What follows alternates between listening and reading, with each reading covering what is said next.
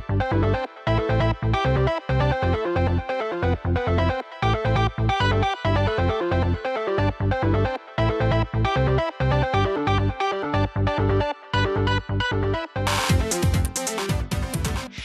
everybody, welcome back to the Graphic Multiverse. I'm your host, Paul, joined with Chandler. Hello. Rob. Hello there. I am Rob. And that is Rob. I can confirm that is in fact Rob. Confirmed. Rob confirmed. And now with extra Juan in the special edition. Juan, welcome back to the show. Always happy to have you. Hola. Gracias por tenerme. Pantalones. Yeah, I speak Spanish. That's great. The name was a giveaway. Yeah. But yeah. still surprises people. It wasn't Juan. No. Although I think about that from time to time when I spell my name wrong when I'm typing too fast and I put the A in front of the U. And I'm like, oh, it almost looks like what the kids in high school used to say from time to time. Good. Did anybody ever spell your name W-A-N? No, but during my time at Apple, no bullshit, multiple people asked me like WAN, like when I introduced myself on the phone. Do a wireless area? I don't even think that's what it stands for. Local area now. Wire. Yeah. W's wireless area network. Yeah. Yeah. Good grief. Yep. But I've also gotten the WONG, which I also like in my mind. I'm like, I'm not against being called Wong, but but it's Wong. That's not your name. Yeah, like it's not. Now, if I was, I can't believe I just said it's Wong. I'm gonna say it's sorcerer. Wong. Fuck. That was not this is awesome. Intentional. Jesus Christ. I did that to a client once by mistake, because when they called in and their profile came up, it's like, hey, thanks for calling. My name is Wong. I'm like, I don't know why I just said, I don't know what's wrong with me. Wrong. I am so sorry. Let me credit $50 into your account. No, I am sorry. That's pins and needles for like a week, just waiting for that survey to come back. Thankfully, I think the $50 helped. That's hilarious. Wow, awesome. We've started casual this racism episode with revelations. I wouldn't say it's casual; it's accidental. Accidental. That's true. Yeah, it's not intentional. No, just. You know, you're a good man, Paulie. No, thank you. I'm glad somebody said it. I like I don't know why I came out of work, but we're just talking about, belittling ourselves like as you do with your coworkers. Mm-hmm. And somebody was like standing in the doorway and they thought somebody was looking at them, and they're like, in like not a mean way, they're just like, oh, sorry, I wasn't looking at you. I was looking like I was looking through you or something like that. And it's like, I'm just like, sorry, I wasn't looking at you. I was looking through you. Right. Wow. I was pretending to not see you as a person. Yeah. Those awkward, like, I don't know, situations where we just don't have training for it. And you know that, like, okay, I could say nothing and it's weird. I could say something in an attempt to clarify and make it worse somehow. I think it's always better to just say nothing, and if it's brought up, then explain. But over explaining makes it worse. So I think. Oh God, I know. It's like just give me a shovel. Yeah. Just give me a shovel. Yeah, gotta love those close calls. I actually had a manager back when I was working at the hotel. He was typing an email, and I was in the back having lunch, and he's just typing away, and he goes, "Oh my God, holy shit! Oh, holy shit!" And I was like, "Dude, you okay?" He's like, "Yeah, I almost sent out this email, and instead of saying kindest regards, I almost wrote kindest retards." I was like, "Oh, good catch," because that was like a company-wide email. Wow. Can you imagine? Well, it would be a good time, probably. It I don't, depending on what year it was, it might have just been a typo back then. Now it would be a full-on like social campaign. Like, can you believe what was sent company-wide? Dun, dun, dun. Yeah. And then you'd be doxxed, or he would have been doxxed. And yeah. I mean, I've had some missteps at work because I've said multiple times, and working in finance, things got to happen quickly. And every time I try to say, got it, I type go tits. It's like classic. Oh God. It's like, I want to say that too all the time. I just go tits. I want to say that One sec is one sex. That's Yeah. the most common one. Yep. Oh God, go tits. That's our team motto. Just one guy in a cubicle in the back stands and goes, yeah. What are we talking about? Finally. Sit down, Fred. All right. Sit your creepy ass down. Just go to HR, Fred. Awesome. Just Fred does head HR. That's the problem. Yeah. Plot twist. Right. Exactly. M. Night Shyamalan twist. Fred was in HR the whole time. Yeah. He can't report on himself. Loophole. Yeah. Oh God. That was a great warm up for this episode. Like really start. Yeah, I think it really kicked off with a clear direction. Uh-huh. Has this show ever? I think once, and that was probably when we were interviewing the Lee Waltz. Occasionally, remember back when like you would write like a little like opening, like a stinger. We put like music under it and shit. Yeah, Angela was actually telling me that I should start doing that again. Maybe like we did for the Cyclops episode and stuff. Yeah, awesome. Like kind of just like not cold opens. In a world, kind of like that, Sweet, like a little hype. Yeah, no, those were actually kind of fun. I would get like so nervous. Like I would be. Do you ever see? It was like there's that SNL skit. Like there was this character Ted Calhoun who would come on like the weekly update. He'd be like, I'm Tim Calhoun. Like it just with like the postcards. Like that would be like just like.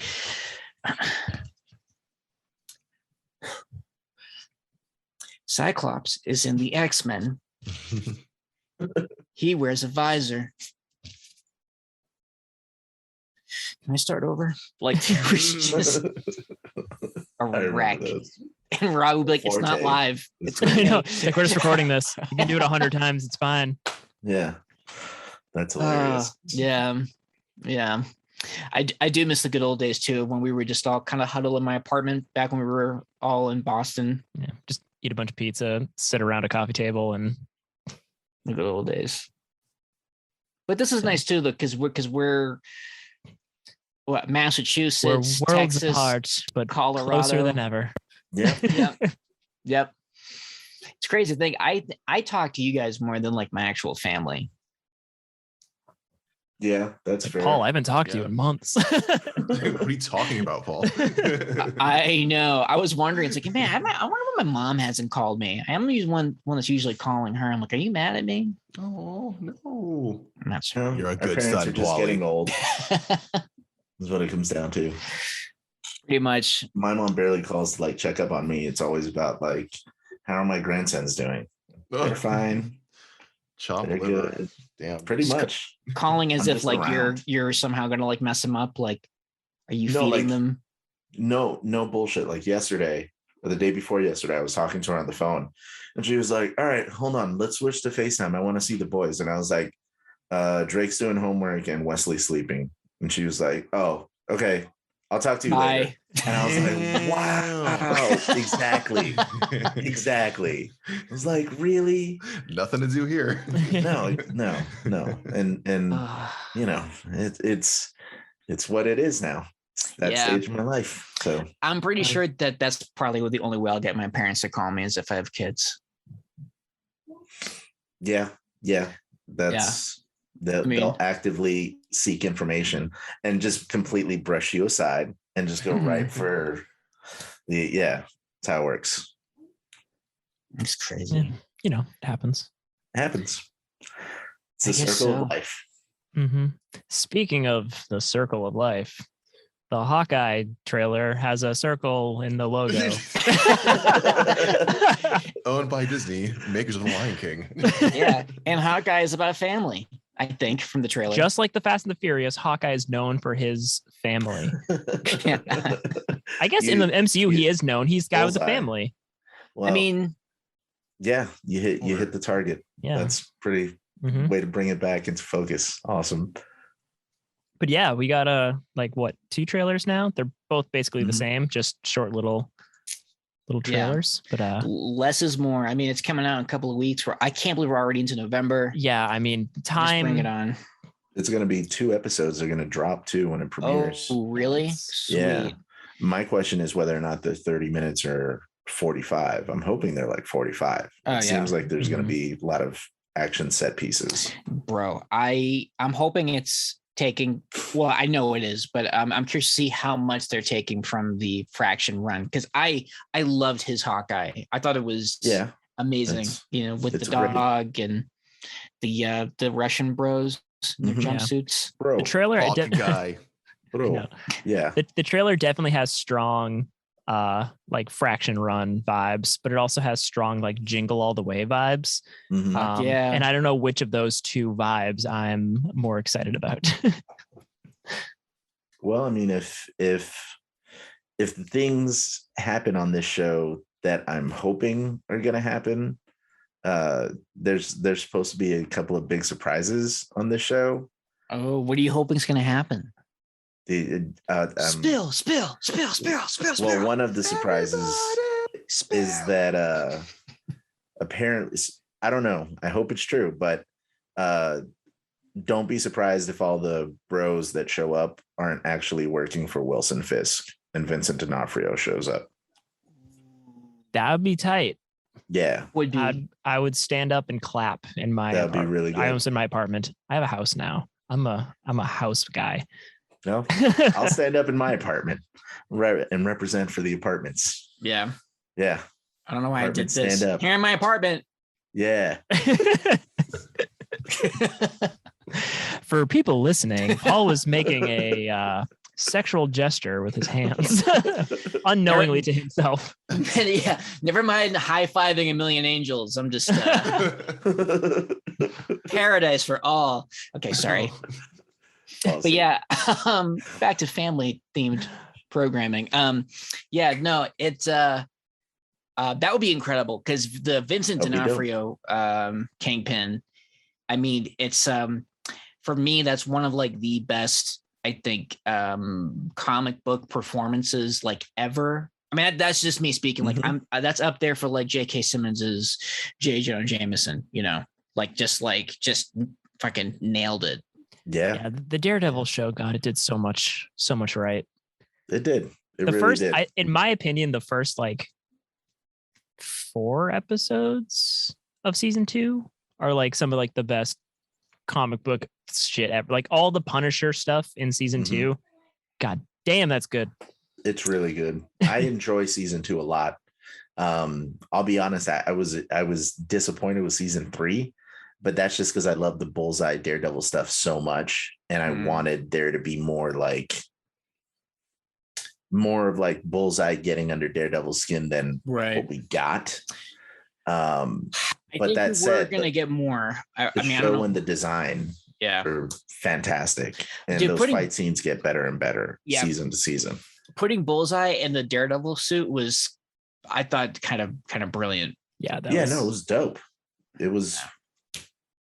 I feel you. The 3rd season, in my opinion, was definitely the weakest, but that Punisher season, that show, oh god, season 2 was like, even season 1. I mean, I was season 1's incredible. Just the hallway fight, episode. The hallway fight. I mean, was just yes and no. I don't want to. I'm going to start talking about Old Boy, and I'm like the only person I know who never liked that movie.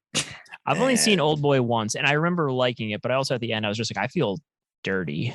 Yeah, that's part of my problem with the movie. Like the ending doesn't sustain any type of rewatchability for me. So everybody that talks about how great it is, like you're just remembering like that one fight scene that's in the movie and praising the movie, but like realistically speaking, with like 30 people and one dude, that's not happening. Nobody's taking turns. Nobody's going to sit there and go, you go. And then there's but that's 29 other people. But that's every fight scene and like everything. It's like you watch like any like movie. It's like, why are they all just in a circle taking turns fighting this person? It's like, just jump on them. Or I love the other guys are taking a really long time to recover to like get back in. Well, Daredevil is one of those shows that took some of its fight choreography from like, Old Boy, I guess, but more so The Raid, which had come out a couple of years before then. And there are moments in Daredevil where it's like, he's going to get overwhelmed by literally like D-list thugs. But that's kind of what made that show work so well. Like kept reminding you, like, Matt Murdock is only human. Like, right. His powers just kind of make him like more perceptive, but that doesn't mean he can take a punch any better than anybody else. But he can beat the shit out of Iron Fist if he wants to. He could, yeah. So I'm not going to talk about Defenders. Anyway, so Hawkeye. Yeah. Yeah, what was I just gonna say? Yeah, I would also be interested if what's her name from Black Widow pops up, just because what's her name? Val at the end of the secret. She's like, yo, look, this asshole killed your sister. I think they set it up like that. Like, I'm hoping she shows up. I'll be disappointed if she doesn't. I know. I think the world would be like, why did you do that to us? Like, how do they find out when they were on like another planet that like he? I know. It's like, guys. Right. I heard that Hawkeye killed her on some crazy planet with who knows? Maybe Red Skull with only 2 is like an informant for. No. Yeah, no. For Thunderbolt Ross. There's just a scene where Val's just like walking up on that planet. Oh, maybe. Right. She just might like, tech. What's going on here? Valerie, son of Roger. I'm still convinced that there's like a super big Skrull element that's slowly building up unbeknownst to everybody. Mm-hmm. Well, and that's why I said a while ago, homegirl from Falcon and Winter Soldier was a Skrull. Carter. Yeah, that would make sense. Like her being a Skrull, positioning herself high up in the government, and like being like the US government apologized, gave her all of her power back and like a promotion simultaneously at the end of that show. So like, I'm sorry. Yeah. Here you go. More control over other agencies. Like, all right. Good job, guys. Sorry for the bite fish. everybody in the ass. Yeah. For the fish. Nick Fury, like the real Fury, will show up. Because have you guys heard about that theory that Nick Fury hasn't been on Earth since the first Avengers movie? I have heard that theory. I have not.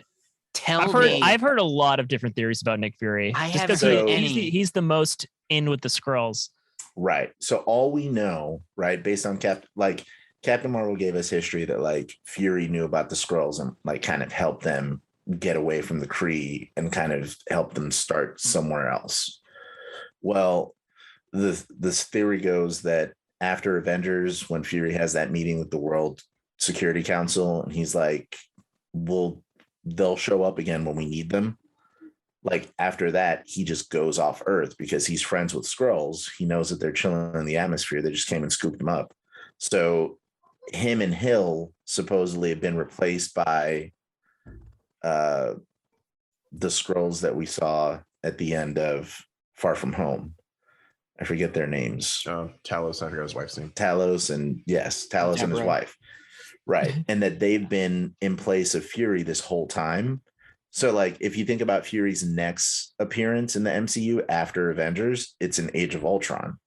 And when he shows up, he has that really weird scene when he's on. Oh no, it's after Winter Soldier. Yeah. So I guess not after Avengers, but after he faked his death in Winter Soldier, he just pieced out. That's what it is.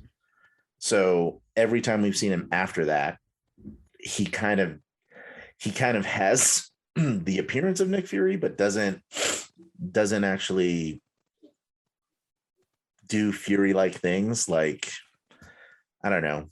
I get what you're saying. Videos that break it down online, but suffice to say, after Winter Soldier, he is more noticeably like broken down technology-wise. And you would think for the top spy in the world that wouldn't ever be a thing.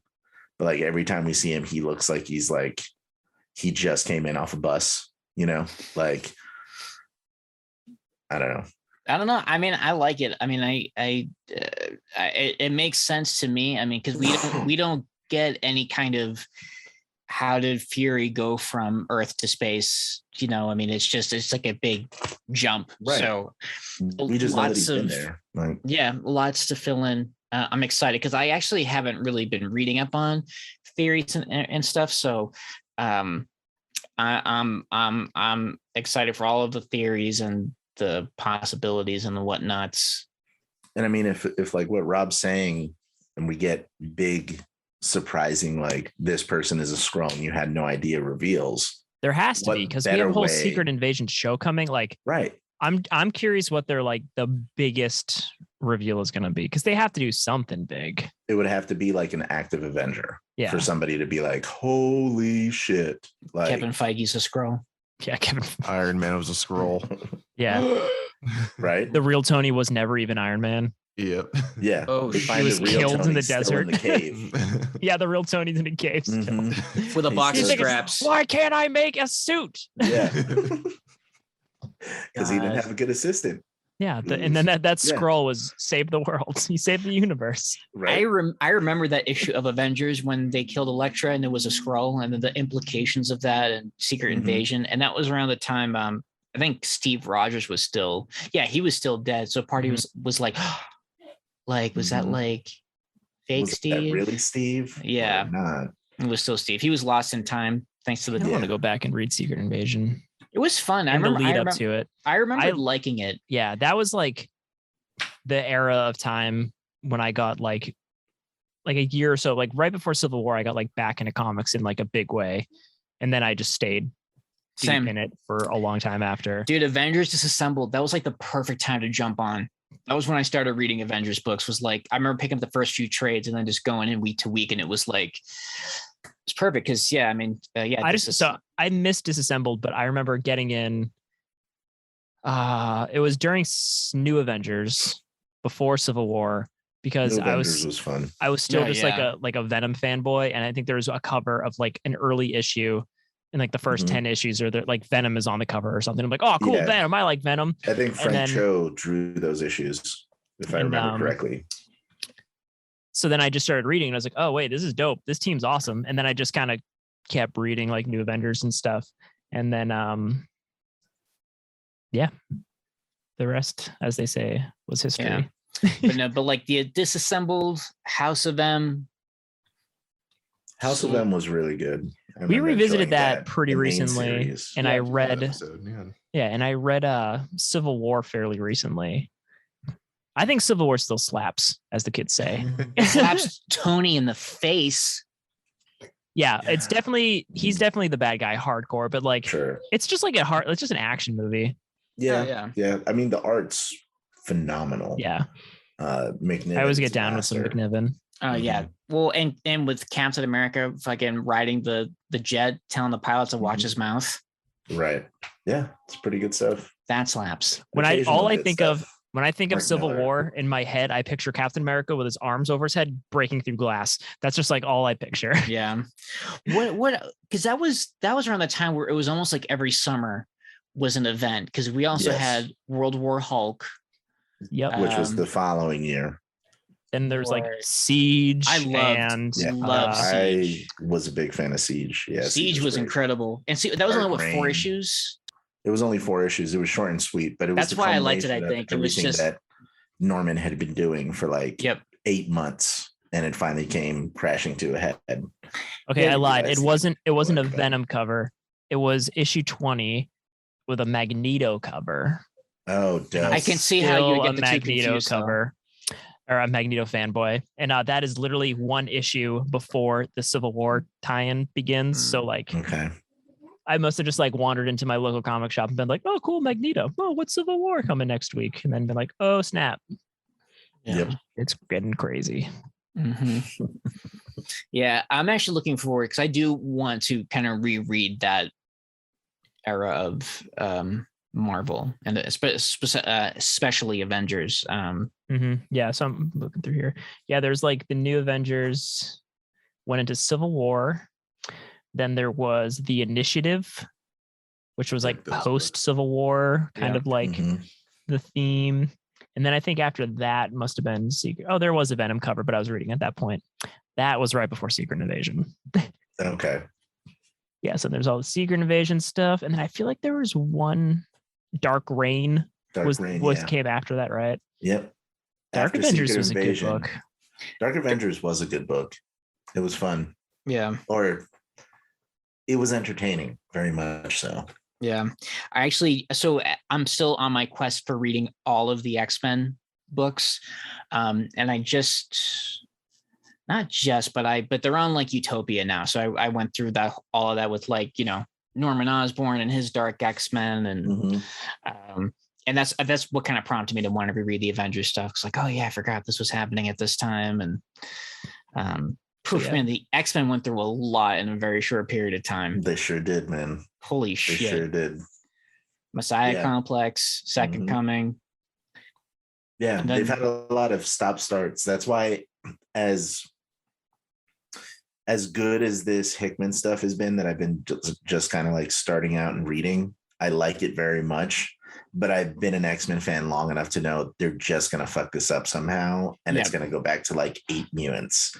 And that's going to be the status quo for like 3 years. Yeah. And then one of those mutants is going to have like a massive event. And then suddenly all the mutants are back again. And then they'll be in abundance for a couple of years. And then they'll shrink them back down. Like, oh, God. Make up your mind, Marvel. This is exhausting. Like, yeah, can we just head towards the Earth X timeline where everybody has powers? For real. Yeah. Give us a skull. Yeah. Give us a skull, and then I need to keep reading that Hickman stuff. I'm like, I read the first like 10 issues, and then I fell on that Power Rangers comic train. Nice. Good, isn't it? Dude, it's so good. I've read like between Go-Go Power Rangers and like just the Mighty Morphin Power, I've read like 60 issues of the show. Like, wow, that good. Why wasn't this in the show? I think last time I talked about it, it was like I don't know what, 6 issues in or something. Yeah. See, and I literally every night for like 2 months, I would just read like just crushing those comics. They're so good.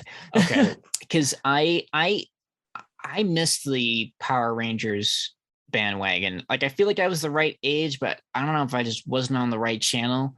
And I think about it because, like, you know, on my various toy hunts, I'll come across the Power Rangers Hasbro figures. Dude, the Hasbro they look amazing. Incredible. And I was thinking, oh man, if I was a Power Rangers fan, I would be so broke. I regret because those figures a Lord Zed in the wild. The figures are incredible. Back, I was like, no, I'll come across them. I have not come across them. It's been like almost. Who is the lion pharaoh dude? Goldar. Goldar. I saw him in the wild, and I was like, I don't even know who this fucker is, and I want to buy him because he just looks so good. That's the cool thing about the comic book. Like, so I was super into Power Rangers like when it came out when I was like a child.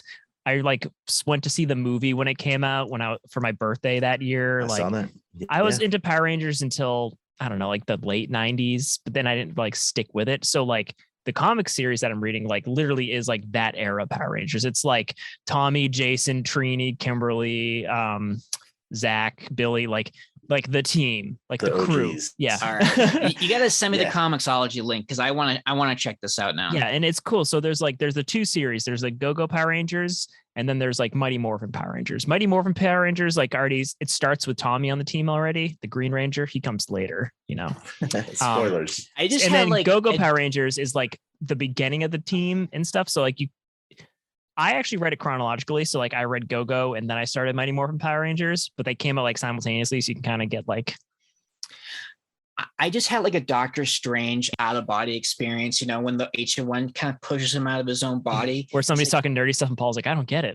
Yeah. I'm like, this must be what Angela goes through when I talk about X-Men. It's like, oh, then they were in Australia. I think they still have a base there. I think all of the Boom Studio, like Power Rangers stuff that I've read is just, I think it would be, if you have any nostalgia for Power Rangers, it's like extra cool. But even if you don't, I think it's just like solid superhero comics because it's they're just like a superhero team and they're teenagers. So it has like strong like X-Men vibes, kind of like they're on a team. Right. They're not like, you know, there's not the mutant element, but like, you know, they're trying to hide their identities from stuff. It's kind of funny that like these alien people keep invading like this one town and the Power Rangers just like always in Angel Grove. It's like I haven't read any of the series yet, but I've heard great things. But I'm curious as an old school fan myself, do Bulk and Skull show up in the books? Hell yeah. Devastating. That's regularly. Awesome. Yes. All of the old characters are in it. It's great. A little backup comic too. Yeah, at the end there's like the little like fun little adventures of okay. Like Rita's like gang of like goofy ass characters around her are still in it, but I don't know. It's like the art's awesome. So like Goldar looks like intense because like the art's really good, and then they like introduce like I forget, like Lord Dakin, which is like an evil timeline version of Tommy. Yeah. That's cool and shit. It's like, it's good. I recommend it to That's anybody. awesome. I definitely want to read it because I like the concept of Power Rangers, and I really enjoyed that live action movie that came out a couple of years ago, with Bryan Cranston as Zordon. Zordon. I was called him Xavier. I still need to see that movie. That movie's dope. It's really good. Like, I like it. I was really surprised with it. Like, I actually bought it. I was like, I am going to watch this again. I wish they could have franchised it, to be honest. Me like, too. I wanted to see sequels to that movie very badly. They have like sick Megazords, because I forget the Megazords in the comic. The Megazord was pretty weak. I didn't really like that much. Because the Megazords look so sick in the comic book. Because they try to like lean in more like the alienness of like the, right. So like they look very alien and not like right. They don't look like Voltron, not just like a big woolly mammoth box. They want kind of more like organic looking, right? Yeah. So they went the Transformers route. Yeah. They're afraid of their own concept, their own IP, you know, just like make them. That's a good point. I want a robotic giant woolly mammoth. It used to just be a dude in a suit and it looked sweet to me as a 4-year-old. Yeah. Also, I feel like if you're going to see a Power Rangers, are you really going to put your hands up and be Rangers? Ugh, this too robotic. We need to get the grown-ups in here. But the grown-ups, when that we came out, we got to put a bit of Nolan in this. Also, I'm doing this and not this. Well, you did that again. So I did. Yeah, whatever. Yeah. Womp womp. But yeah, is that the sound it makes? Sorry.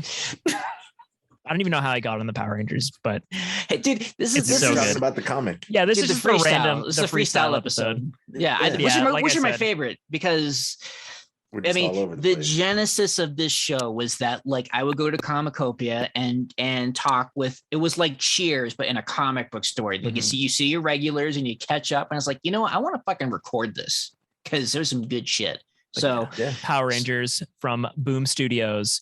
Check it out. Big fan of both Go-Go Power Rangers and Mighty Morphin Power Rangers. Both wonderful. So, and I know some of those characters are in the fighting game. That's actually there's the game's called Battle for the Grid, right? Yeah. There's like a big event called Shattered Grid, which I read the tie-in in one of the series, but it was just like a short tie-in that didn't, and I'm almost to like the actual proper big event, so I'm excited. Okay, sweet. Yeah. Awesome. Yeah, because I'm like nerding out now. I'm like getting into like the lore, because it like goes so much deeper into the lore. Like you find out like where Zordon's from and like his relationship to Rita, and just like where the Power Rangers get their powers from, which is like the grid, like the Morphin grid. That's what I want to know. Yeah, I feel like that was something that was kind of lost on me on the show, because I'm very like backstory oriented. Like, okay, who's this? Why was she on the moon? Why was Thor's hammer on the moon?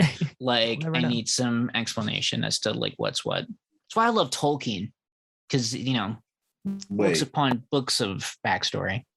Wait, did they never explain why Thor's hammer was on the moon?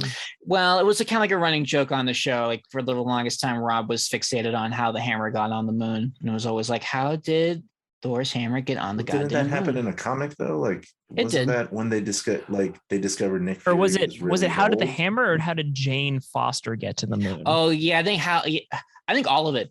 I'm gonna go back to our first page of podcast episode titles, because it was in like that started like the early days, like the first 20. I almost said issues, first 20 episodes. Okay, so Wednesday number 10. How did she get to the moon? Okay, that's it. How did she get to the moon? Because she was like riddled with cancer at that point. Right. Bifrosted. I mean, I was gonna say Heimdall probably just. That's irresponsible, Heimdall. You're sending a sick woman to the moon? That's. I mean, it was like maybe she was like pulling strings and stuff, right? So you probably just got some transportation. Fine, whatever. Or I'm sure they answered it somewhere. I don't know. They did. That's the dark world. How much dark energy did they conjure to get him here? Yeah. Or get her there? That's something I will reread the Jason Aaron Thor stuff, because that's. Really I haven't finished it. I'm like halfway through. I want them to release like a mega omnibus, or like leather bound tomes of all of his leather, like starting with like the Gore the God Butcher arc all the way through like the Jane Foster stuff until the Battle of the Realms or whatever it's called. And I'm so pumped we're gonna get Gore in the next Thor movie. And I saw some set pictures of Thor and Jane Foster walking down the street, which made me excited because I was kind of bummed when they were just like, "Oh, sorry, she dumped you." So I'm glad that like she's coming back, and and they get Christian Bale, who's going to be American psychoing it all over the place. Maybe, unless they let him go full on British accent because it is Thor. I mean, if he doesn't have to change his dialect at all, I think it'll be like the first movie he's done, like, I don't know, 10 movies where he hasn't had to like. I can't think of Christian Bale without that rant remix, because I know Chandler's heard it. Mm-hmm. It's so good. That's like workout to that shit. Like, it's fucking distracting. Oh God. It's great. No, fuck, no. It's great. Like if I have like a rowdy client, pushing a brief hold, I play that. Wow. All right, I'm good. What don't you fucking understand? It's so good. You gotta check it out. I'll check it out. That's hilarious. Put it on the list. I'm putting it on the list. There it is. I'm excited for Thor though. I'm excited for a lot of the Marvel movies to come out. And I don't know if this is like fanboy favoritism, but I know people have been contacting me about the Eternals being officially rotten. Like, I've lost somebody in my family. Like, oh, I heard. I was like, listen, chances are I'm gonna like this movie. Chances are pretty high. And also, critics. So you directed Eternals, is what you're saying? Yes, right. I was. I thought the director of Nomadland needed a bit more exposure, so I'm letting her take the credit. Oscar-winning director of Nomadland. Yes. That's right. Yeah. Let's put some respect on that name, please. Absolutely. Didn't Chloe Zhao direct Eternals? Made history, huh? We're talking about the director of Eternals. Chloe Zhao. Yeah. Yeah, she won the Oscar last year. Yeah. Yes, or this year. Is it this year? I don't know. February? I still haven't seen Nomadland. Time is weird with COVID. Yeah. I don't know when like award ceremonies are or anything. I think the Golden Globes were like in like July. I have no Golden idea. Globes. Like, just saying. Is it, the MTV Europe Awards are like tomorrow? I'm just the MTV Movie Awards is really all that matters. Yeah. Well, used to. The Kids' Choice Awards are pretty popcorns anymore. Are pretty important too, I guess. That I would have always wanted that award, just the golden blimp. Popcorn. Oh yeah. Wait, the blimp is the Kids' Choice Award? The blimp is the Kids' Choice. That's also Nickelodeon. I also as well. thought that was a sweet one. That's also a little blimp. A sweet award. I don't know. Yeah. I remember watching somebody's like Cribs or some like act or something, and like they had like all their awards or something, but like the Kids' Choice Award was like front and center. I'm like, as it should be. Yeah. Hello. Hey, special guest Awards. Drake. Yeah, Kids' Choice. We get a kid on the show. Wow. Important. He's dressed like Miles. Hey. Nice. What's up, Drake? How you doing, man? I'm gonna play Fortnite. Okay. Spoken like a true youth. I hope you win. Pretty much. I don't know how Fortnite works, but you win. It's like a battle royale. It's fine. Those figures look cool too. Yeah, I've never great, played Fortnite, but I know what it is. It's the thing I like about it that I've described to everybody. Like, it's fair. Like, as long as you're kind of good at those games, you can win. Like, I'm decent at those games, and I've won with like garbage guns. Like, you don't need to have like a rocket launcher. Like, I've killed people with pistols. You sound like the Joker right now, because you're like, here's the thing about Fortnite. It's fair. It's fun. Yes. I was just talking about that speech to somebody like a couple of days ago at work. And I was just like, okay. And this what was the context of that? I forgot. I just playing with a to knife, and he's like, I just asked you what you wanted for lunch. Well, we were talking about like some movie, and I think like Joaquin Phoenix came up, and I was like, regardless of what anybody says, I great, he got his award. That's great, but realistically speaking, we all know the best Joker is Heath Ledger, and it's not even it's not really even a conversation at this point. Heath Ledger's Joker is just flat out terrifying. Like, like you're kind of, I guess you don't want to be in the same room as Joaquin Phoenix, right? But like, you wouldn't necessarily say that it's because you find him terrifying. I mean, for anybody who hasn't seen Joker at this point, I'm just going to dive into spoilers, but he kills a big guy in front of his like short friend, right? And like the short friend is watching him murder his other friend this whole time. He's not saying anything. Like he's still in the same room with him. You know what I mean? Like versus Heath Ledger Joker shows up. None of the gangsters want to have a one-on-one conversation with that dude. Like he's going to feed him to their own pooches. Like, yeah, that's what he does, And then he has that whole little speech like, money, money, money. All you guys care about is money. You know what I like? Money. Bullets.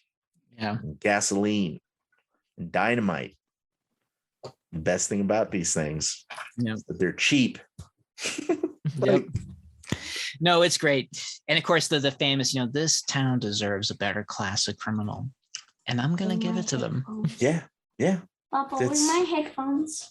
They're all making me want to watch Dark Knight again. I mean, which I should. It's been a while. I mean, there was a point in time where I couldn't watch Dark Knight because I watched it so many times. I'm like, okay. I saw the movie in IMAX, like proper IMAX. Me too. Like 4 times. Same. Seeing that in IMAX was beautiful. Just like the way that movie starts IMAX, because that opening scene was like shot IMAX. So just like and you're just like on the skyscraper and just like, ooh, damn. And every time I watch it, I try to find the window they're gonna break. See if I remember. Yeah. Yeah. I was talking about the new Batman movie, the Batman trailer. Oh, with that. That's how I got onto this, because I was like, not a lot of movies. Part of why I'm interested in the Batman is because it's Batman Year 2. And not a lot of movies ever really do a Batman Year 2. Like even the Keaton Batmans, he's been Batman for a while. Right. He's just an urban legend. Yeah. Even Nolan didn't do a Batman Year 2. Well, Batman Begins is kind of a Batman Year 1, right? That was my interpretation. Right. Yeah. And then Dark Knight is kind of sort of like he's been Batman for a little bit. That's the closest we've gotten to a Year 2. Yeah. And I think it's interesting when you see a Batman who's kind of sort of good, but not there yet. Yeah. That makes a more interesting Batman, a Batman that occasionally will like mess up. Right. Like I like not think things through. This new Riddler might be smarter than him. And I like that. Like, the Riddler does look pretty sweet in that trailer. So that the trailer does give me very strong Nolan vibes, though. Mm-hmm. Definitely big Nolan vibes. Yeah, but it's an interesting marriage of Nolan, and I feel like really, really having respectful nods to the comics. Like I love that the Penguin's like a fucking gangster and not like a sewer monster. And Lowe's like, easy, sweetheart. Like I love that he's just like with the cheesy 80s leather trench coat. Like I am all for that. I want to see that Penguin. Yeah. Like that's the Batmobile also looks DeVito Penguin. The Batmobile looks awesome. Yeah. But what about DeVito Penguin? I love DeVito Penguin. Oh yeah. Penguin is gonna be fun. Like I'm all for stop global warming, start global cooling. No. Believe me, I love me the Danny DeVito. I'm just saying diversify your bat portfolio. I'm happy to see some of that gangsta. Yeah. P. Wow. When Penguin. I like that if he released a mixtape, it would be titled Gangsta P. Yeah. Well, and it would include the Batman remix. Remember, like I played this city like a heart from hell. Yeah. Yeah. I love it. And Alfred's like, very good, sir. Now like each CDs don't work like that. We know that they don't work like that. No, we don't. But it's all right. Yeah, that's cool. Yeah. Batman CDs work like that. Batman CDs work like records because he's Batman and he has access to better tech than we do. So true. And I love like the bat symbol case thing that kind of goes over this. That's great. Who didn't want a CD player? I'm surprised they didn't make them. They don't monetize a lot of things that would make them a lot of money. I bet they made a Batman CD player. That seems like an easy. Yeah, but one that had the little drop down with the little bat symbol on it, like Batman had. We don't want one that's branded. We want one like Batman had. Yeah, in the movie. That's no. It could be. It should be like it was after Home Alone 2 came out, and the world forced whatever company it was to make that Talk Boy that Kevin I loved my Talk Boy. Yeah. I'm pretty sure I had a Talk Boy too. I interviewed everybody on Christmas morning when I got it, and it was great to play that shit in slow motion because I was like, I'm making mom sound like a man. It was great. Awesome. That's hilarious. Great. Yep. Yeah. And I can't believe they're trying to remake Home Alone. Let's probably not discuss that. I forgot about that. He's like English. I started watching the trailer and I was like, this isn't what I wanted. I was hoping I'd start watching it. It was like an adult Macaulay Culkin with like a kid. Fuck, I would watch that movie. That's what they should do. Like, fuck yeah. Macaulay's acted again. I saw him in American Horror Story, which was trash, but I thought he was good. I would totally see grown Kevin. Someone was talking about like doing their pitch for an adult Home Alone would be that the wet bandits get out of prison after like 20 years or however long he put them away for. So they're like old men now. So everybody's aged in real time. Yes. And the first thing they want to do is like, you know, get their final, like, we went up to Kevin McAllister. So they kidnap his mom, which would give you an excuse to have the mom interact with the people that were trying to terrorize her son. Yeah. Yep. Right. And then like Macaulay Culkin has to go through their house that they built in order to try to get his mom back. Like, and I was like, why don't they make this tomorrow? Like, I would watch the shit out of this.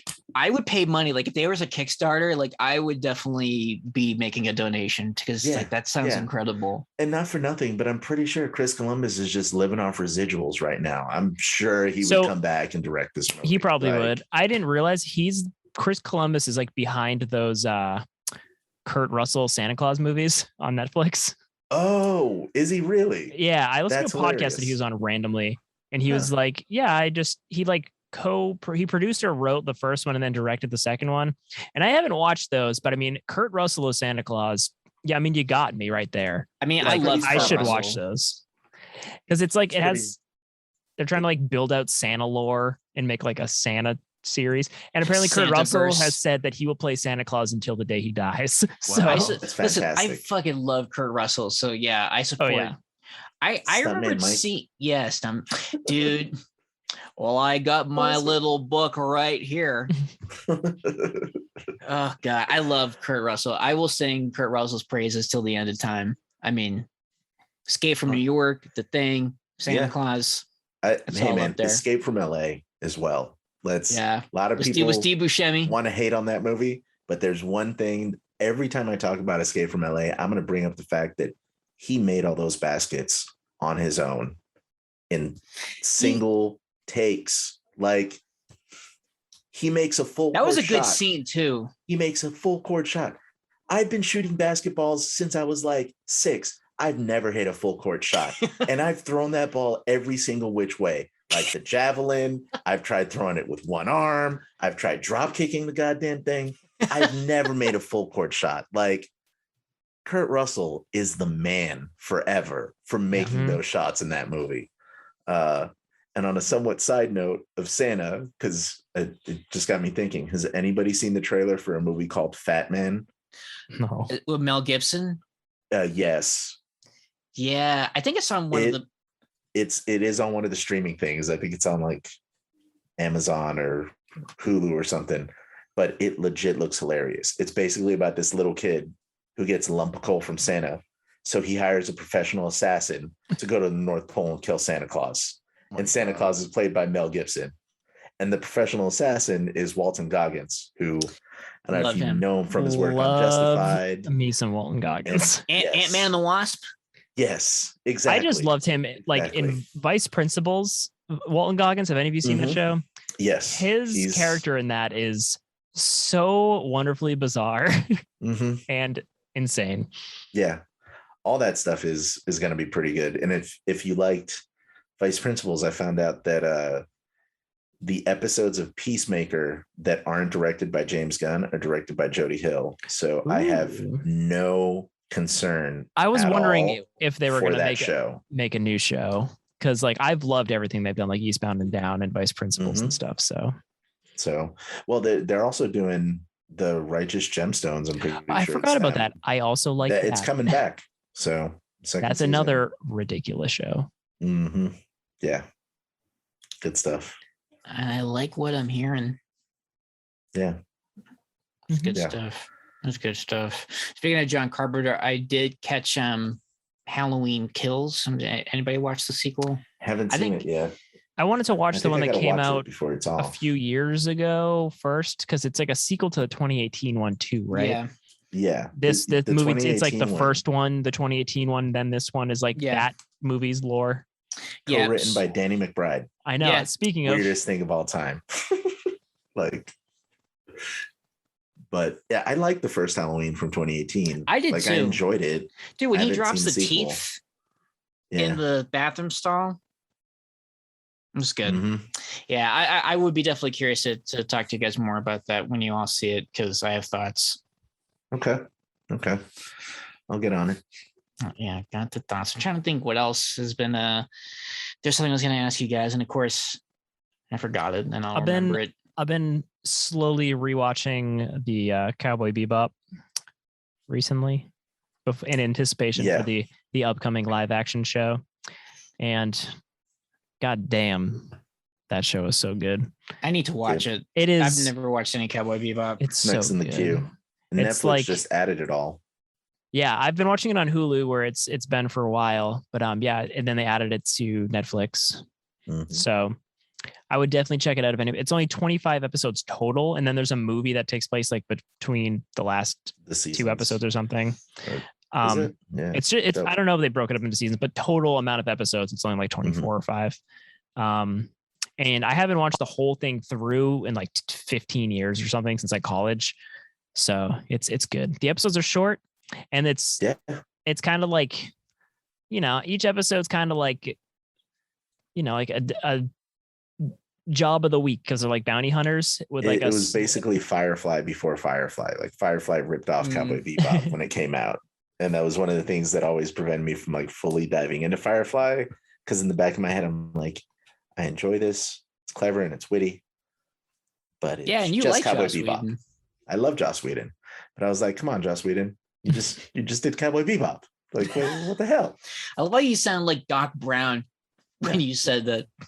It's not you, Joss. It's your kids. Your kids. The show's so good, because it's like every episode that's usually them just trying to find a bounty, but there is like an overarching like story. Like you learn more about like Spike, the main character's like backstory and stuff like that. The music's awesome. This animation's incredible. It's just, oh god, it holds up so well. And just like the world it built, it's just like a near future-ish sci-fi setting, and it's like all set within the solar system. But like they'll like go to like Europa or like some like moon off of Jupiter, and it's like completely like livable. What's it when they make a planet livable? Habitable. But what's it called when they like terraformed? It's all like terraformed and shit, but like it's already like aged, so they'll like be on like a different planet, but it looks like old and run down and stuff, and there's like people in just like old-timey like wooden fishing boats on like a random moon. It's just like a weird cool vibe. I dig it. And I have to watch it. It's like the show I'll here and there I'll squeeze in an episode or two as I can. Anybody catch the Mobius or Morbius trailer that came out? I know that was out this week too. I always see the thumbnail show up, and I'm like, all I have to do is click it, but it's just, I don't know. I mean, it looked fine. It really did. Like, if they can make Morbius into a believable big screen superhero, like, congratulations, guys. Like, more power to them. Yeah. But unless Wesley Snipes is hunting them down, comic book fans don't care about vampires on screen. And nobody cares about that character. It's such a weird pull. Like it is. But it was one of their, one of the things that they had, because it was Spider-Man's IP essentially. And they're going to try to do that. Milton Man's spider teat. Hydro Man's next. Yeah. I mean, give me some better Spider-Man villains. Like, give me a Doc Ock movie or something. Like, oh man, give me him in college being like thwarted by his enemies, and then midway through the movie it creates these tentacles and like destroys the institution and loses his mind or something. Like, right. I don't know. Just. And I love how much they're pushing Michael Keaton being in that movie, who's probably in it for like the exact amount of time he's in the trailer. Trailer. He just walks Doc, by we keep in touch, because everybody's got problems. Which is like the kind of the vibe I was feeling. It was like a Venom, like. Yeah. I don't. It was fine. It was fine. I didn't hate it. Is that really anything negative I can say about it? Yeah, I'm kind of like, I mean, if it's good, cool. If not, I'm not surprised. Yeah, and I mean, did anybody see Jared Carnage? Leto is fine. I still haven't seen the first Venom. Oh, I haven't seen it yet. Okay, Chandler, you saw Venom versus Carnage. I did. What'd you think? Don't hold back, please. He was so excited to say he saw it, and then you ask how. Viscerally, I thought it was kind of annoying because like they think they took what was like really good about the first one, then it kind of like overdid it in the second one. It ended up being kind of annoying. This was like the banter between Venom and like Eddie was like, it was just like million words per minute. I'm like, guys, like this is not funny anymore. It's just really annoying. Like, and then like they did this like weird. They just introduced this new element where like Venom now has to like eat brains because like this guy has a chemical found in brains that he needs to survive, and like that's new. So do they say adrenochrome? Something like that. And is like, that what they? And then it's like now he has to eat people. It's like, oh, like, but like, it was dumb. He doesn't actually eat anyone. But that's extra disappointing too, because like they put that thing out like, How was Woody Harrelson as Carnage? He was great. Of course, I mean he's awesome. Yeah, the Carnage stuff is really cool, but there's just like too much banter, not enough like good action or character sequences. They also kind of like did this thing with like Carnage's like girlfriend he has to break out, just kind of like a love story, but also like it's very like Joker Harley kind of like dynamic. Boy. And I'm just like, oh great. And like, I think I said this about the first Venom movie, but like if these movies came out in like 2002, 2003, they would have been like the most amazing films I've ever seen. It would have blown my 13-year-old mind. But like in 2021, where we have like a much more sophisticated sense of like the narrative and also superhero movies, like it's just very kind of cheesy and like schlocky a little bit. Yeah. And I think it's I haven't seen those yet, but the trailers always give me like Ben Affleck Daredevil vibes, or like that early 2000s comic book era. Very much the vibe. Like, the first Venom was fun. I was surprised how much I liked the first one. I was surprised. Like I was sold when the symbiote called Eddie Brock a loser. Like I was like, I agree with the symbiote 100%. Holy shit, this is awesome. The entire sequel, it's really annoying. Oh man, Well, I'll still watch it because my 8-year-old loves Venom and loves Carnage. Mm-hmm. At one point, this is a few years ago, had a chance to get one of those amazing Tamagotchi action figures, like the $90, $100 action figures. How is it? 12. So I'm in a store and I'm looking at some, and I pick up like a Batman, and then I pick up like, this is before the Wonder Woman and the Deathstroke came out. So I pick up like Batman, and then I picked up, I think, like Magneto, and I'm looking at them like, these are dope. And then there's like Venom, and Drake was like 5 or 6 at the time. He was like, Venom, awesome, Papa, get Venom. I'm like, but dude, I want Batman. He was like, no, get Venom. You have enough Batman. Like, mind you, by this point, he had already inherited the DC action figures I've had. So like they were basically his Batman and his whatever. So I spent $90 on this Venom action figure that I've changed poses of like 3 times in the 3 years I've had it. And I'm just like, every time I look at it, I'm like, I should have gotten Batman. God damn it. I should have gotten Batman. Like, damn. The Venom, it looks cool. I mean, they're great figures. They look awesome. This Venom, it's an insane Venom. But part of my problem is because now I have this Venom, every other Marvel Legend Venom sucks. You know what I mean? Like, it doesn't matter how awesome they are when they get released. none of them are going to touch the posability of this one. My Venom can give everybody the finger. Until a Venom comes out that can flip off every other Venom, mine is the GOAT. I used to have the Marvel vs. Capcom Venom figure that looked sick. It wasn't as posable and stuff, but like, no, I don't know what happened that to figure. it. It was I love based that on that animation, like on that style like from the game. I've said so many times those. the art style from the Marvel vs. Capcom games is like, oh man. There's like a video game if they were all animated like that. Like, well, I just like even like just I love those games in general, but like I love the art. Like, I mean, Avengers is fun, and I love being able to play online and having graphics and the fight choreography or the fight mechanics in the game, super dope. But give that all to me animated, like Marvel vs. Capcom. I actually just started playing the Avengers game because it's on like Xbox Games Pass.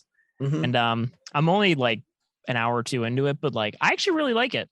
The main narrative is really good. Yeah, that's the all. problem I've is been playing once so you far. finish it and then you're playing online, there's just not enough mission variety. So for something that I get for free with my $10 month subscription, it's perfect. You'll be fine. Yeah, And exactly. I was telling Paul, like, I think just from what I've seen so far, I think it nails the characters from what I've seen, like the interactions you have with the Avengers. I'm like, okay, this version of Steve Rogers, like that's Cap. Like they nailed it. Like Kamala's great. I think this is probably like a great gateway to get people to like Kamala. Widow, when Widow shows up in the game, it's one of the coolest moments that I've ever like gotten as a fan. I pre-ordered for $80 and yeah, it was I did too. It was not, I did too. Like 2 months later, it was on sale for like $30. And I was like, so are you kidding me? So like I'm right there with you. I heard, so like when it came out like what, a year and a half ago or something. September I heard 4th it was like or something. No one liked it, but like I'm the kind of person that like always waits until shit's cheap and like fixed. So I mean, that's why I haven't gotten a PS5. It had its problems, but like it's a fun game. It is fun. Yeah. Like I enjoy it. I don't think it's worth some of the criticism it got. But I'm not really a big gamer, so I might be talking. Like I said, if you have Games Pass, it's 10. It's just included. So like, so you can just play. You just play it.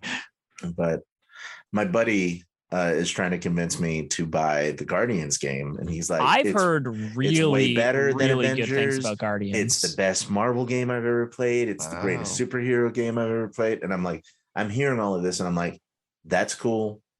It's great that you love it as much as you do. And that's awesome. And I am going to get it. I'm just not going to spend $60 on it right now because come Christmas in the PS store, it's going to be on sale for half off or and it always happens. All the newest games, same thing. After a couple of months, they slash the price by 30% or 50%. And I'll do it at that point. That's fine. I haven't had a PlayStation 4 and obviously I don't have a PS5 because I can't acquire things that are impossible to acquire. But I'm just hoping. I still haven't played the Spider-Man games. Oh, man. Are phenomenal. I know. Absolutely. And like, so I just want that shit to come out to the PC because I have a good PC. Like I can play games. Just like, come on, let me play it. Spider-Man was. I mean, just the fact that you can just swing around New York and like not even go on the main fucking narrative. I was not expecting like the RPG elements of it. I was like, oh, I love RPGs. Level up. Numbers go higher. Skills. New attacks. But it's so great though when you come across like actual landmarks and then like, I found Doctor Strange, Sanctum Sanctorum. Yeah, in their thing. And that was great. And like finding the Ghostbuster house, which is like a real building in New York, is pretty cool. The Avengers Tower. One of my favorite things to do in the game is to go all the way up to Avengers Tower and then jump off. That's it. Just simulate what it would be like jumping off a building, and then at the very last minute, web sling. I remember back in the day feeling like that with the PlayStation 2 Spider-Man 2 game, because like at the time. It felt like you were flying around New York City. Yeah. Because at the time it was close to it. But I feel like they finally the new games have looked like they've achieved what my 12-year-old brain thought I was playing back then. Spider-Man for sure. Like that is the entire island of Manhattan. Like Yeah. it is very well mapped out and broken down. Like, and I feel like the physics of him swinging, like it doesn't feel. they got it. Yeah, like it doesn't feel like, okay, well that's a stretch. Like if Mhm. it all makes sense, and if you don't have anything to swing from, it's not going to happen. So Then it's, you're running. You're Yeah. gonna look pretty silly, but you're running. That's yeah. Those games are well worth all the hype and the praise. And this is coming from someone who's like not really a Spider-Man fan. Like I Yeah, love Miles, but I've never known you to be a Spider-Man fan. In the I'm time, not really even a fan of Peter. But when that game came out, I was hooked. Or actually, I played it after it came out. But when I got my hands on it and finally played it, I played the shit out of that game. And that's one of the very few games that I like went out of my way to get every single trophy on. Yeah. Avengers is another one of those games. Dude, But Spider-Man. those trophies are far more daunting. Yeah, the Spider-Man game, I was like sad when it was over. Like when you fight Mhm. Doc Ock, and like that's it. Like no, And then the I mean, DLCs are good. yeah. The Oh no, DLCs are totally. dope. And then I wish Miles was longer. It's a great game too. I just wish it was longer. Like Yeah. 3 more boss fights would have been perfect. Yeah. Well, that preview for the new one that's coming out looks pretty good. Yes, With the that's going to be incredible. Venom With both in of the them. alley. Yeah, Yeah, it's Yeah. gonna be. it's going to be dope. True. So Yeah, I know we're coming up on that time of the episode where anything else you guys wanted to mention as far as what you've been reading, watching, even though that's exactly what this whole episode has been. yeah, I don't know if you guys wanted to plug anything. I've been my pre-bedtime book lately. I've been reading Project Hail Mary, which is the most recent book from Andy Weir, the guy who wrote The Martian. Oh, dope. And it is very much like another one of that guy's books. It's like a scientist / engineer on a sci-fi-esque thing, encountering problems and then using science to solve those problems, in the way like The Martian does it. But this one is a little bit more, a much more science fiction setting, but still using like, like real science things and like to solve science fiction problems kind of. And it's just, I don't know. It's a fun book. It makes you think about science stuff. That's always good. But I just remember like when I read The Martian, I was like hooked on it just because like I love science when it's explained to me in a way that my brain can understand. And I feel like his books are very good like science communicators. Like they explain like complicated things in the narrative in a way that makes you like feel like you're learning something, which is cool. Yeah. Sweet. So like if that kind of thing sounds interesting to you, I would check it out. And it's not super long read. It's like 450 pages. I'm on like 380. So I'm coming close to the end because the final book in the Expanse series comes out this month. And I am Oh, snap. very excited, but sad. This is the only time I've ever read a long going book series and like it's coming to an end. And I'm like, I'm sad. I get all those Harry Potter nerds and all them other book nerds. Yeah. I don't think I've come across a book series where I'm like that yet, but I only started reading it The last year Expanse too. is I've been good. crushing the whole thing, but God, it's so good. The one thing I will say, I have all of the soft covers, like the paperbacks, and upon release, the only one available is the hardcover. So you're gonna make me have 8 soft cup like paperbacks in one hardcover on my shelf. Just put the paperbacks out at launch, Yeah. Yeah. I guess I could read it digitally and then buy the paperback, but whatever. I'm just gonna have the one weird sticking out book at the end of the row. Yeah. Go back and buy all the hardcovers. Yep. Complete the set, I know, 2 Paul, sets. do you have the first one hardcover? No, I didn't buy it. Oh, I but you were saw like it- holding it? Yeah, because it had the pink edges. Yeah, I've seen the new hardcovers and they look real nice. So maybe. That'll probably happen. Awesome. One for sharing, one for display. Exactly. Yeah. There you go. Totes. How about you, Chandler? Anything on your radar? I've been reading the current X-Men Inferno event. Issue 2 just came out last week or this past week. Cool. I like How where is it's it? It's good.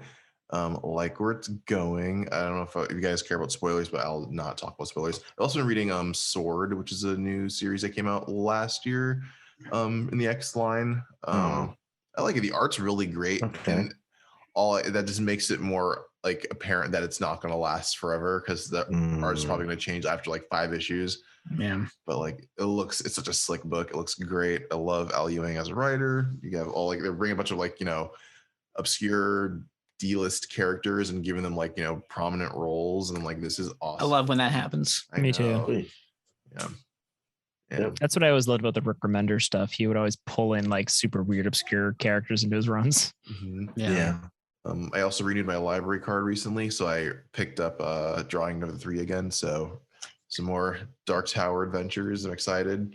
Awesome. Yeah, Drawing the 3. That's a great book. I know. I know the first book is kind of weird, but the second book is like it's cooking. Star Slut. Yeah. How about you, one? Anything you want to share? No. Well, I mean, I guess I've been my time's been really weird lately because I've recently started a new job, and it's like an early morning, like it's 8 to 5, but it's like a 30-minute commute, so like I got to be up super early, so like my days are kind of all blending together. But I think on the last weekend that wasn't Halloween, I was flipping through channels and I watched Elysium for like an hour. Oh, with Matt Damon. And I remember really being disappointed when the movie came out. Like I was really mad because I loved District 9. Like I thought it was one of the, like, still think that like they made that movie is incredible for me to think about, like all the practical effects that they used. Like they just, I really wanted his aliens to happen. Me too, but like they don't. A lot of people don't like. There's a lot of real practical stuff that they put into District 9, and they put it into Elysium, and they put it into Chappie. Like I didn't watch Chappie in theaters. Like I watched it when it was on TV, and I ended up really liking it, despite it seemingly sounding stupid. Summary wise. And Elysium is one of those movies that has grown on me as I've rewatched it. I liked it a lot more rewatching it than I did the first time. Anything changed for you as far as like what multiple viewings has revealed to you, or something? I mean, Matt Damon is Matt Damon in it, which is fine. I mean, I like Matt Damon, but he's a math prodigy still from Good Will Hunting in the future. Right. Like I'm never gonna badmouth him. He's from Boston. Like, he's always got a, he's a hometown kid as far as I look at it. But no, like he's fine in the role, but I've come to appreciate some of the stuff that what's his name? Copley? Charlotte Copley? Copley, yeah. What he does from movie to movie, even in the movies with Neil Blomkamp, but like I've also seen him in this movie called Hardcore Henry, which is way stupider than it. The premise again seems way stupider than the execution of the movie is. I actually kind of like the movie, but he plays a character in that movie where his whole thing is like he's a secret agent, but every time he dies, he basically reappears in another like clone body of his.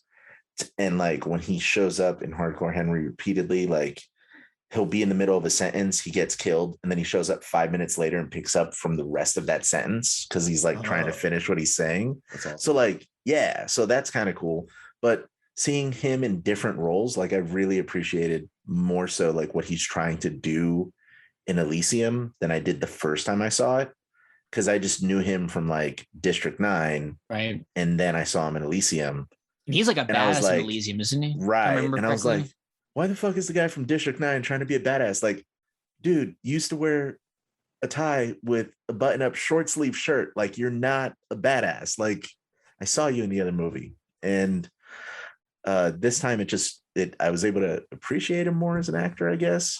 Because in Chappie, all he is a voice. And I really liked his performance in that movie, despite the fact that he's just a voice. Yeah.